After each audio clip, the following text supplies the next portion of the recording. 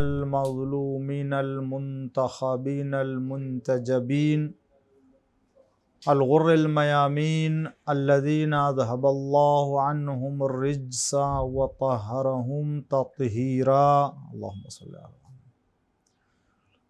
لا سیما الامام المبین بقیت اللہ فی الارضین الحجۃ الثانی عشر والمہدی المنتظر عجل اللہ تعالی فرجہ الشریف۔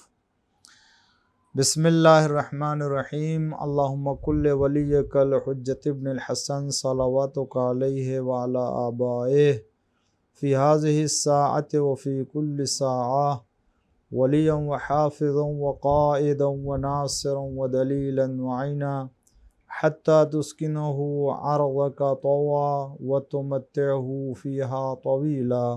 رب صلی علی محمد وآل محمد وعجل فرجہم واللعن الدائم علی اعدائہم اجمعین من الآن الی قیام یوم الدین۔ اما بعد فقد قال اللہ الحکیم فی قرآن الکریم وقولہ الحق۔ بسم اللہ الرحمن الرحیم۔ اذا وقعت الواقعہ لیس لوقعتها کاذبہ۔ ناظرین اکرام، آج آپ کی خدمت میں سورہ واقعہ کی تفسیر کے آج چوتھے مرحلے پر جو آیتیں ہیں ان کے سلسلے میں تفسیر بیان کرنے سے قبل صرف ایک حدیث میں آپ کی خدمت میں ماہ رمضان کی فضیلت کے سلسلے میں، یعنی ماہ رمضان کی خصوصیت کے بارے میں، کیونکہ یہ مہینہ اب ختم ہونے کے لیے چند دن بس باقی ہیں، اور اس مہینے کی برکت اور رحمت اور مغفرت سے ہم سب کو نہیں معلوم کتنا استفادہ کیا اور کرنا چاہیے تھا، لیکن بہرحال جو بھی دن ابھی باقی ہیں ان میں ہمیں سستی سے کام نہیں لینا۔ انشاءاللہ خدا سے دعا کریں کہ بقیہ دنوں میں خدا بہت ہی نشاط اور فرحت اور سکون کے ساتھ اور جذبے کے ساتھ اعمال، دعا، استغفار کی توفیق عنایت فرمائے، اور دعا کریں کہ اللہ تعالی ہمارے عزیز مہربان امام زمانہ عجل اللہ تعالی فرجہ الشریف کے ظہور میں تعجیل فرمائے، اور ہم سب کو مولا کے غلاموں میں، مولا کے لشکر میں شمار فرمائے انشاءاللہ۔ مولا کائنات امیر المومنین علی علیہ السلام فرماتے ہیں کہ بے شک روزہ ابتلاء لاخلاص الخلق، تمام حکمتوں میں سے، تمام فلسفوں میں سے روزہ رکھنے کے لیے اللہ کی طرف سے بندوں کے اوپر واجب قرار دیا گیا، فرض قرار دیا گیا۔ ان حکمتوں میں سے ایک حکمت کی طرف مولا کائنات اس فرمان میں اشارہ فرماتے ہیں، اور جیسا کہ اور بھی دوسری روایتوں میں فلسفہ روزہ اور حکمت روزہ کی طرف اشارہ کیا گیا، جیسے امام رضا علیہ السلام ارشاد فرماتے ہیں کہ روزہ تمہارے اوپر قرار دیا گیا ہے، واجب قرار دیا گیا ہے، تاکہ جب پیاس اور بھوک کی شدت کا احساس ہو تو اس سے آخرت اور قیامت کے بھوک اور پیاس کے درد کا احساس ہو سکے۔ تو اور اسی طریقے سے دنیا میں جو بھوکے پیاسے ہیں ان کی بھوک اور پیاس کبھی انسان کو احساس ہو تو پھر وہ بھوکوں کو اور پیاسوں کو پانی پلانے اور ان کی مدد کرنے کی طرف متوجہ ہوں۔ اسی طریقے سے امام فرماتے ہیں، مولا کائنات فرماتے ہیں کہ روزہ قرار دیا گیا ہے، روزہ رکھنے کے لیے فرض کیا گیا اللہ کی طرف سے، تاکہ یہ انسان اور خلق خدا کے خلوص کو آزمایا جا سکے۔ یعنی روزہ انسانوں کے خلوص کو آزمانے کے لیے ہے۔ کیسے پتہ چلے گا کہ یہ انسان مخلص ہے پروردگار عالم کے بارے میں؟ یہاں انسان صبح کے وقت سے لے کے مغرب کے، یعنی صبح کی اذان کے وقت سے مغرب کی اذان کے وقت تک ہر اس چیز کو اللہ کی خاطر چھوڑ دیتا ہے کہ جو اس کے لیے حرام اور روزہ میں کھانے پینے کو ناجائز قرار دیا ہے، جبکہ غیر روزہ کی حالت میں ان کا کھانا پینا جائز ہے۔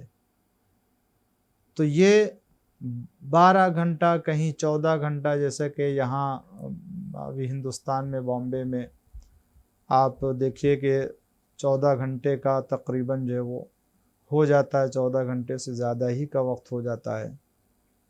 تو اس مدت میں کھانے پینے سے اپنے کو محروم رکھتا ہے، جبکہ اگر وہ کمرے میں ہے، کسی تنہائی کی جگہ پر ہے، تو وہ اگر کھانا چاہے تو کھا سکتا ہے۔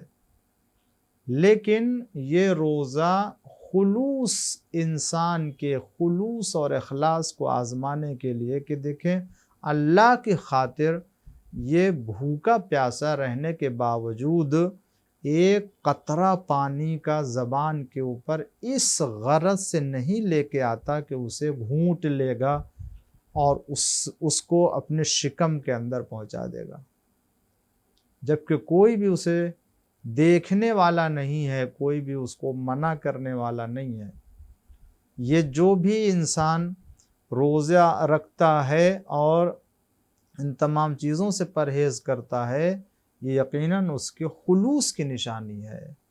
تو اسی طریقے سے دیگر خداوند عالم کے احکام کو بھی ہمیں خلوص کے ساتھ، اخلاص کے ساتھ انجام دینا چاہیے، تاکہ اللہ کی بارگاہ میں بہترین اجر اور بہترین ثواب کے مستحق ہو جائیں۔ اب آئیے اپنے اصل موضوع کی طرف، اور اسے شروع کرنے سے پہلے ہم آپ کی خدمت میں گزارش کرتے ہیں کہ یہاں چند مرحومین ہیں، آپ حضرات ان کے لیے ایصال ثواب فرمائیں سورہ کی تلاوت کر کے، سورہ حمد و 3 بار سورہ توحید کی۔ مرحوم حاجی حسن علی رسی والا اور زینب بائی بنت علی بندے علی، روشن علی پوپٹ جمال اور رسی والا فیملی، جمال فیملی، دیوجی فیملی، نانسی فیملی، نور النساء بنت حاجی غلام حسین دیوجی کے روح کو ہدیہ فرما دے۔ بسم اللہ الرحمن الرحیم۔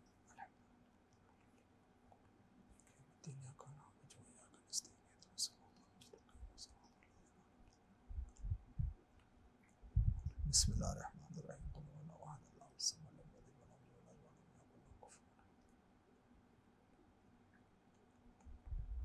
بسم اللہ الرحمن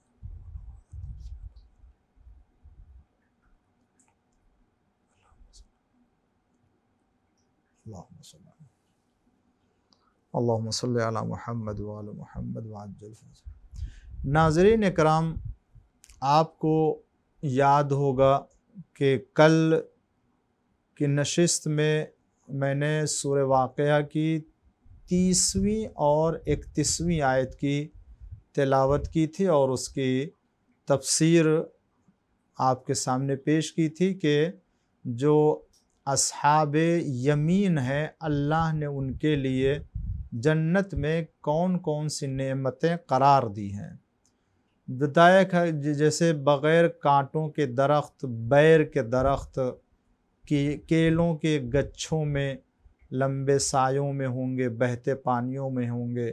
اس کے بعد آج جو میں آپ کی خدمت میں عرض کروں، اس کے بعد کی آیت 32 اور 33 میں وَفَاكِهَةٍ كَثِيرَةٍ لَا مَقْطُوعَةٍ وَلَا مَمْنُوعَةٍ، وہ فراوان، بہت زیادہ پھلوں میں ہوں گے، لا مقطوعۃ ولا ممنوعہ، جو نہ ختم ہوں گے اور نہ ان پر کوئی روک ٹوک ہوگی۔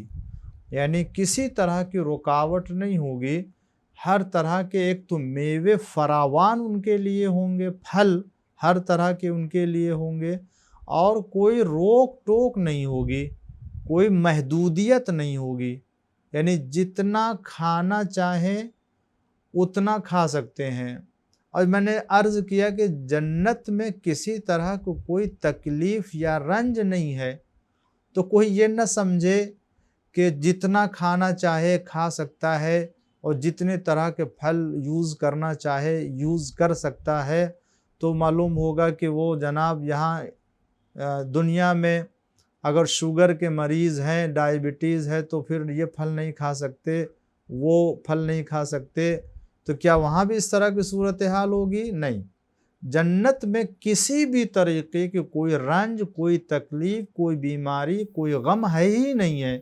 تو جب غم نہیں ہے، تکلیف نہیں ہے، تو جتنے پھل وہاں ہوں گے ان تمام پھلوں سے استفادہ کر سکتا ہے، اور جتنا کرنا چاہے اتنا کر سکتا ہے، کسی طرح کی کوئی رکاوٹ۔ اللہ فرماتا لا مقطوعہ ولا ممنوعہ، نہ یہ سلسلہ رکے گا ان کے کھانے کا، اور نہ ہی کوئی منع کرنے والا ہوگا، روک ٹوک بھی نہیں ہوگی، یعنی اتنی کثرت سے ہوں گے، اور انواع اور اقسام کے پھل وہاں پر ہوں گے جہاں کم پڑنے کی نوبت نہیں آئے گی۔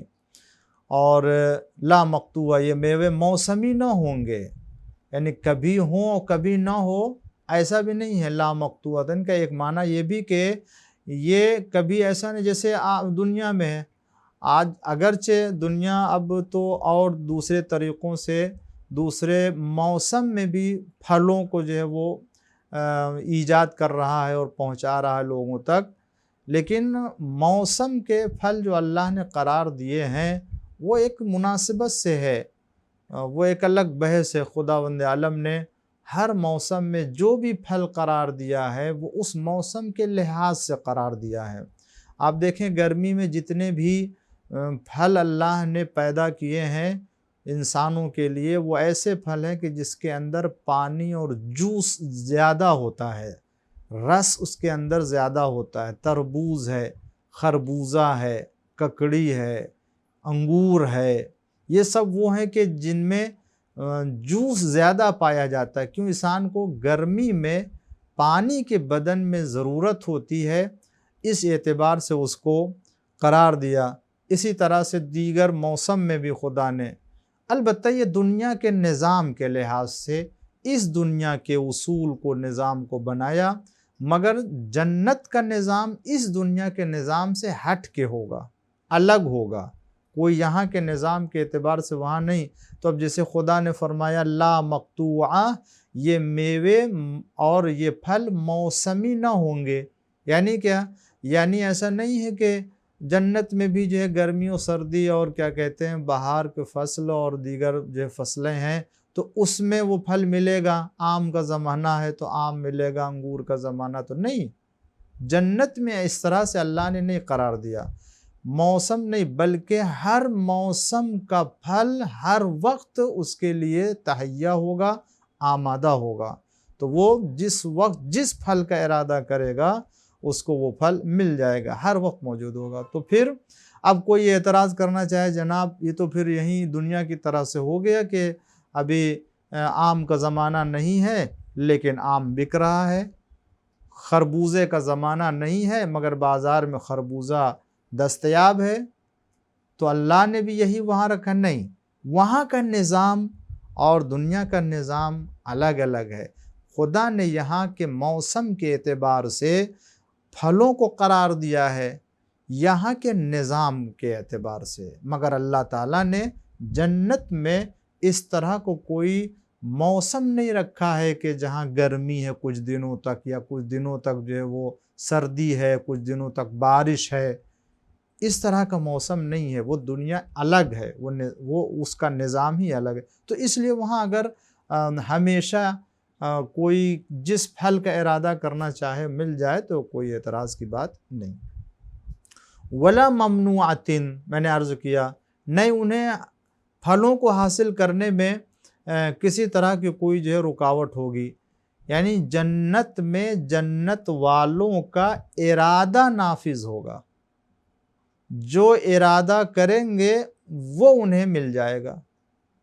بعض روایتوں میں اشارہ ہے کہ جنت میں بیٹھے ہوں گے اور جس درخت کی شاخ کے لیے وہ ارادہ کریں گے کہ اس شاخ سے فلاں پھل ان کو مل جائے تو اس شاخ سے وہ پھل انہیں دستیاب ہو جائے گا، اسی وقت ان کو مل جائے گا۔ ارادہ کیا، پھل سامنے ان کے آ جائے گا۔ تو یہ 32ویں آیت، وَفُرُشٍ مَّرْفُوعَةٍ، اصحاب یمین کے لیے، اور جو اللہ تعالیٰ نے جو درجہ قرار دیا ہے، جو ان کے لیے نعمت قرار دی، کہا کہ وہ اونچے فرش پر ہوں گے، یعنی اور اونچے فرش ہوں گے۔ وہ فرش مرفوعہ، مرفوعہ کہتے ہیں بلندی کو، بلند ترین، اونچے درجے کے فرش پر ہوں گے۔ اس کا ایک معنی یہ بھی ہو سکتا ہے کہ اونچے درجے کی زوجات اور اونچے درجے کی بیویاں فراہم ہوں گی ان کے لیے۔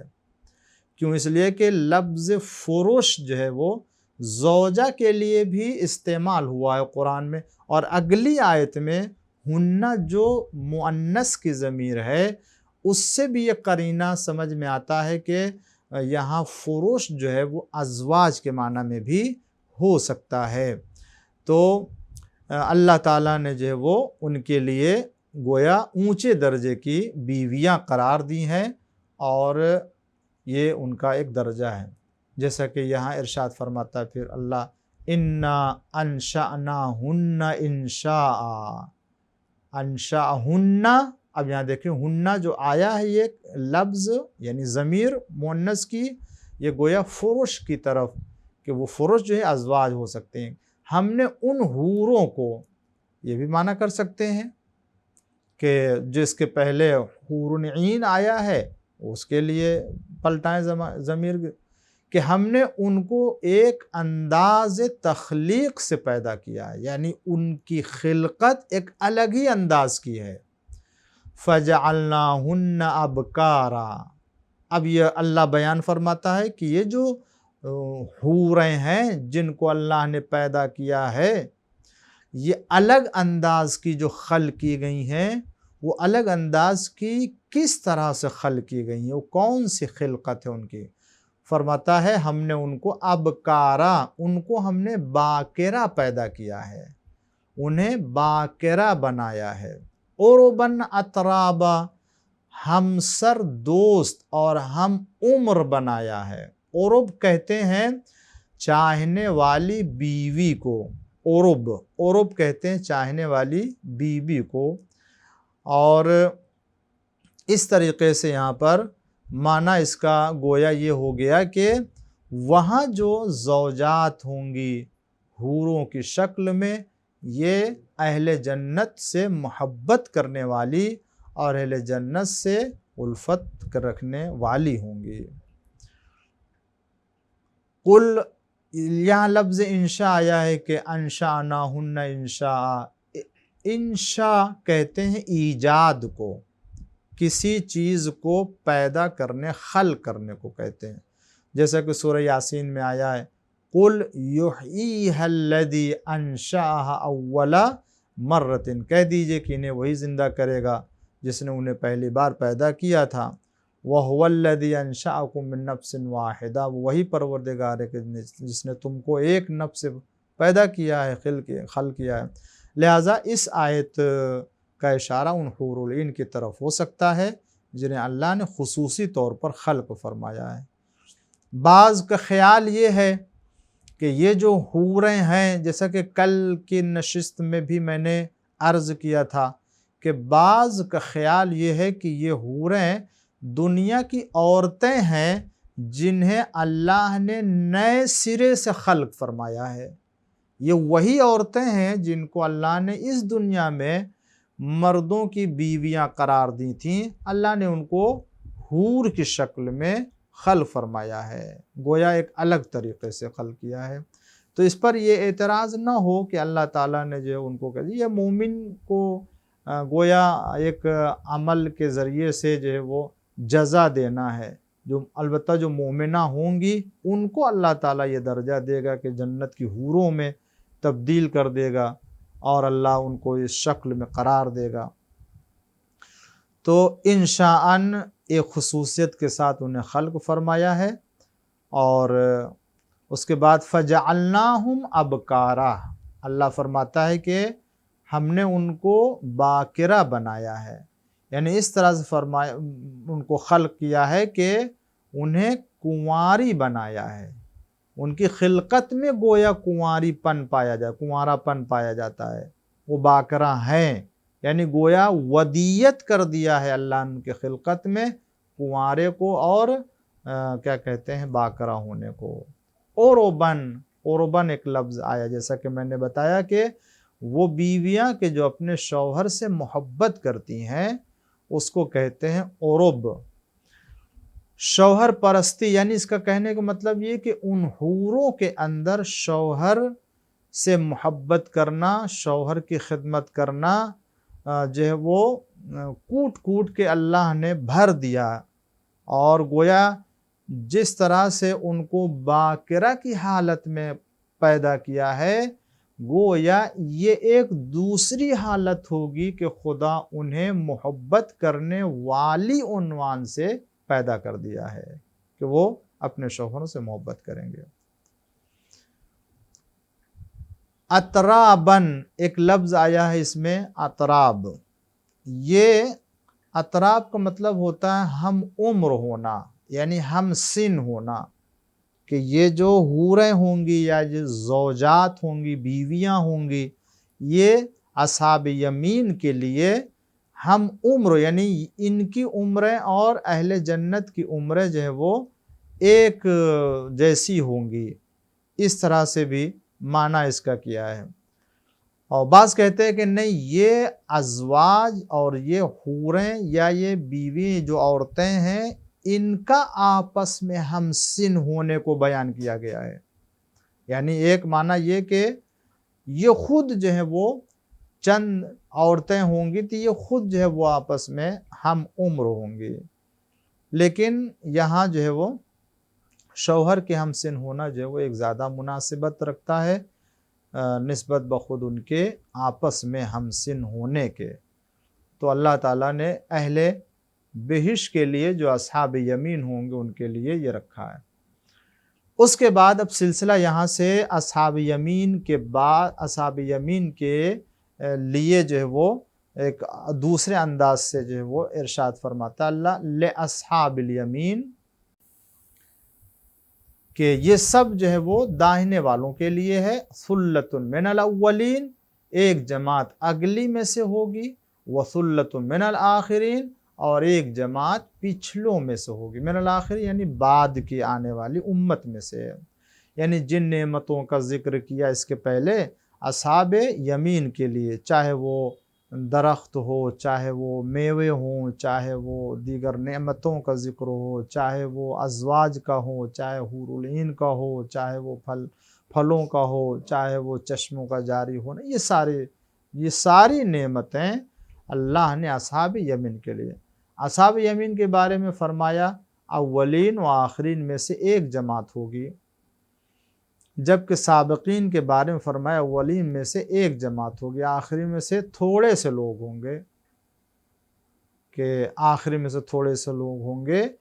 یہ میں نے کسی درس میں یہ بات عرض کی تھی کہ آخری دور کے امت سے کم ہوں گے، اس کا مطلب یہ ہے کہ چونکہ پہلے والی امتوں میں انبیاء زیادہ آئے ہیں اور بعد کی امت میں انبیاء کم ہیں، یا یہ کہہ لیجئے کہ ایک ہی نبی ہیں، حضور اکرم حضرت محمد مصطفیٰ صلی اللہ علیہ وآلہ وسلم کی ذات گرامی ہے۔ تو آپ اس امت کے آخری نبی، عظیم ترین نبی ہیں، تو اس لیے آپ کی آواز پر جو لبیک کہنے والے ہیں، سبقت لے جانے والے، ان میں سے جو وہ محدود افراد، مگر اس کے پہلے چونکہ انبیاء زیادہ ہیں تو ان کی آواز حق کے اوپر لبیک بلند کرنے والے، آواز بلند کرنے والے زیادہ ہیں، تو اس لیے اولین میں سے زیادہ اور آخرین میں سے کم ہوں گے۔ تو یہ معنی کیا ہے، تو اس کو آپ مطابقت کر سکتے ہیں۔ پھر اس کے بعد اللہ تعالیٰ اصحاب یمین کا ذکر ختم کر کے اصحاب شمال کا ذکر کرتا ہے، یعنی یہ وہ افراد ہیں کہ جو اصحاب یمین کے مقابل میں ہیں، یعنی یہ وہ افراد ہیں کہ جو نیک افراد نہیں شمار ہو سکتے، برے افراد ہیں، بد نصیب ہیں، یعنی بد عاقبت ہیں، جن کی عاقبت اچھی نہیں ہے، وہ اصحاب شمال ہو گئے۔ اللہ فرماتا ہے رہے اصحاب شمال یعنی بائیں ہاتھ والے، تو بائیں والوں کا کیا کہنا؟ اصحاب یمین کے درجات کے بیان کے بعد اللہ فرماتا ہے کہ ما اصحاب الشمال، یہ گویا کہنا کہ کیا پوچھنا اصحاب شمال کا اور بائیں ہاتھ والوں کا، یہ گویا ایک طرح کی تعبیر استعمال کی گئی ہے عذاب کے بارے میں، کہ ان پر جو عذاب ٹوٹنے والے ہیں ان عذاب کا کیا پوچھنا اور کیا کہنا، یعنی کون، یعنی خدا کی پناہ کہ وہ جو عذاب اصحاب شمال کے لیے ہے وہ کتنا بڑا عذاب ہوگا۔ اب آگے اس کے بعد تفصیل اس کی آیتوں میں بیان ہو رہی ہے جو اصحاب شمال کے سلسلے میں ہے۔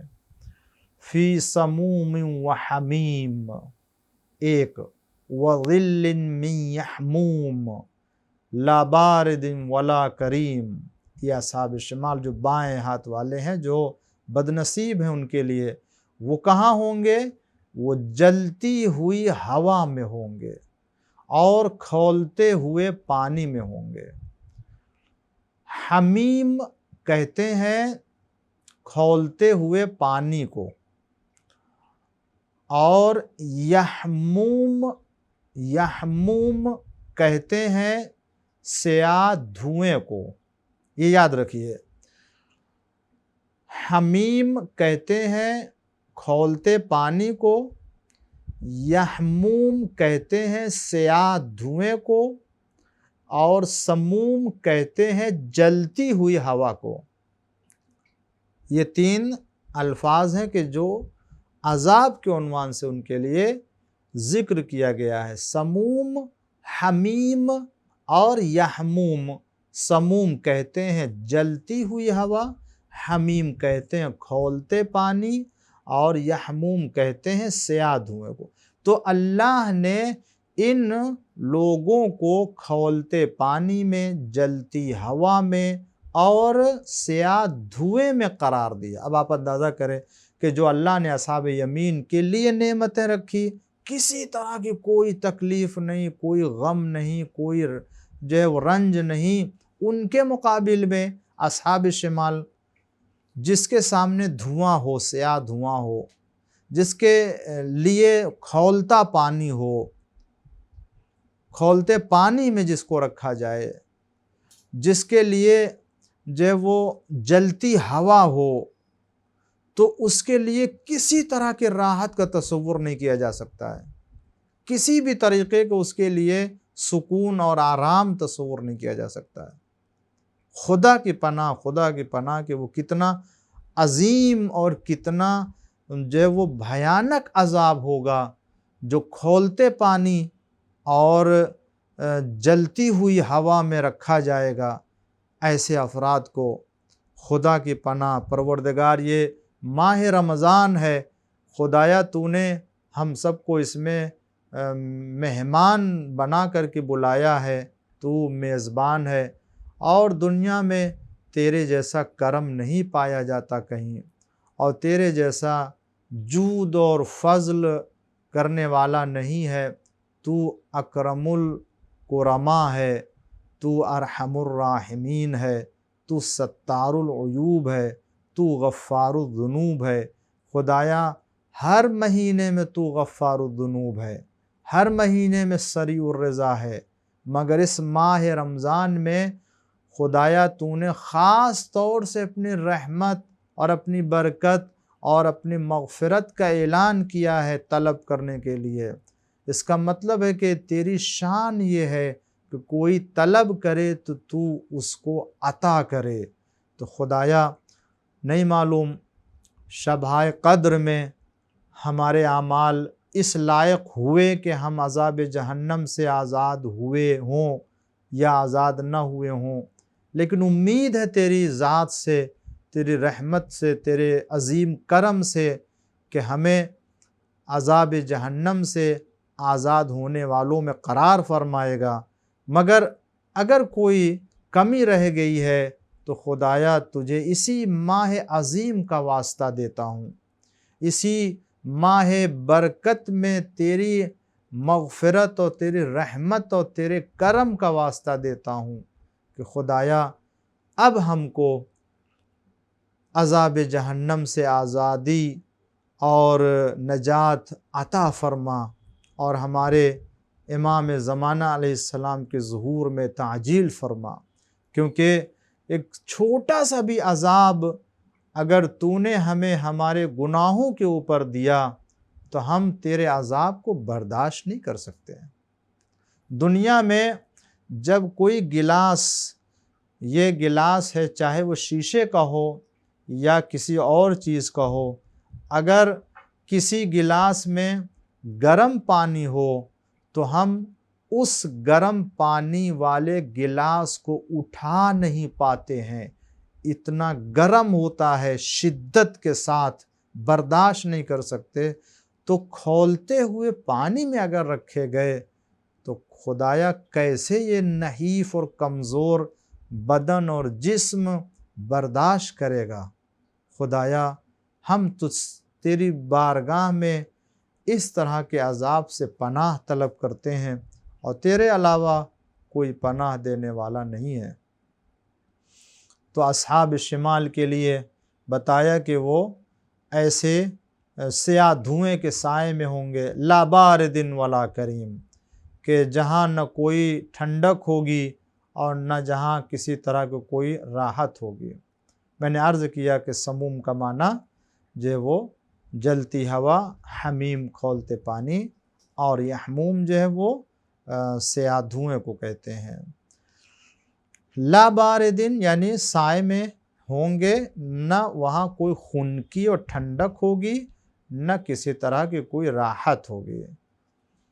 क्योंकि साया के ज़िक्र होता है तो इंसान साए को एक तरह के राहत तसव्वुर करता है, एक तरह का आराम इंसान तसव्वुर करता है साए में। लेकिन यहाँ विल अगर इस्तेमाल किया है तो ये इस माना में नहीं है कि उनको किसी तरह की कोई राहत मिल जाएगी, बल्कि अल्लाह ने उनके लिए साए की जगह जो है वो स्याह धुआं करार दिया है। वला करीम यानी लुगत में अल करीम सिफ़तुन लिकुल्लि मा यरज़ा व युहमदु, युरज़ा व युहमदु, ये भी इस तरह पढ़ सकते हैं कि हर वो सिफ़त के जो काबिले पसंद हो, काबिले सताइश हो और काबिले तारीफ़ हो, यानी पसंदीदा सिफ़त को कहते हैं करीम। तो इसका मतलब ये होगा ला करीम, ला बारिदिन वला करीम, यानी किसी भी तरीक़े की राहत उनके लिए नहीं होगी। ये एक तो ये बताया असहाबे शमाल के लिए। उसके बाद इन्नहुम कानु क़ब्ल ज़ालिका मुतरफ़ीन, कि ये लोग इससे पहले नाज परवरदा थे। यानी क्या, यानी ये अब इनको खुदा जो है वो अज़ाब में मुब्तला कर रहा है, जबकि ये दुनिया में अपनी बुराइयों की वजह से, खुदा के नाफरमानी की बिना पर बहुत ही जो है वो राहत और बहुत ही जो है वो अल्लाह के हुक्म की नाफरमानी करके अपने को राहत में रखा था, नाज नेअम में थे।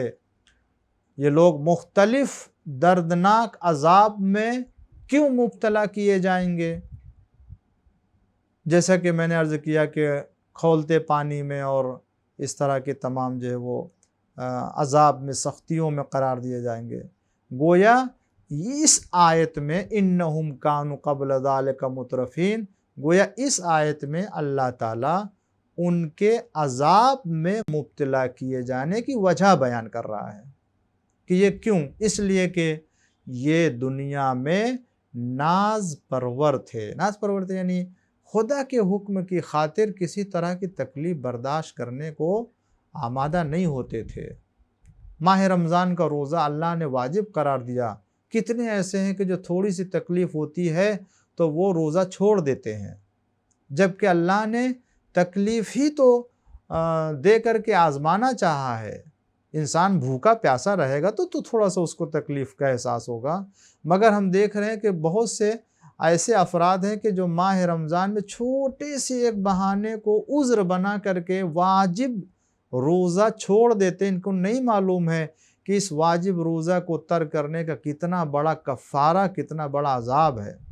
جان بوجھ کے ایک روزہ بغیر کسی عذر کے اگر کوئی ترک کرتا ہے، 60 روزہ اس کے بدلے میں رکھنا واجب ہوگا کفارے کے طور سے، یا اگر 60 روزہ نہیں رکھ سکتا ہے تو پھر اس کے لیے 60 مسکین کو کھانا کھلانا یا کپڑا۔ یہ بغیر ایک روزے کے بعد جو کئی روزہ نہ رکھے، جو پورے ماہ رمضان کا روزہ نہ رکھے اور بغیر کسی عذر کے، اس کے لیے اللہ کے ہاں عذاب نہیں ہوگا تو کیا ہوگا؟ یہ ناز پرور تھے، یعنی سال بھر کھاتے پیتے تھے، سال بھر اچھی نعمتوں میں رہتے تھے، مگر ایک مہینے کے لیے اللہ نے انہیں بھوک اور پیاس کو برداشت کرنے کا حکم دیا تو وہ اس کو گوارا نہیں کر رہے ہیں۔ یہ کیا ہے؟ گویا یہ ایک چھوٹی سی مثال ہے، ورنہ ایسا نہیں ہے کہ یہی ہے کہ جس کی بنا پر ان کو وہاں عذاب دیا جائے گا۔ مگر اگر یہ ماہ رمضان اسی میں اگر ہم متوجہ ہو جائیں، اور ناظرین اکرام میں سے میری آواز جہاں جہاں پہنچ رہی ہے، خدا نہ کرے کہ مومنین میں کوئی ایسا ہو کہ روزہ نہ رکھتا ہو، یا ایک چھوٹی سی بیماری کو بہانہ بنا کر کے کہ ہمارے لیے مشکل ہے، نہیں ہو سکتا۔ نہیں، خود کو انسان کو دیکھنا ہے کہ روزہ رکھ سکتا ہے یا نہیں رکھ سکتا ہے۔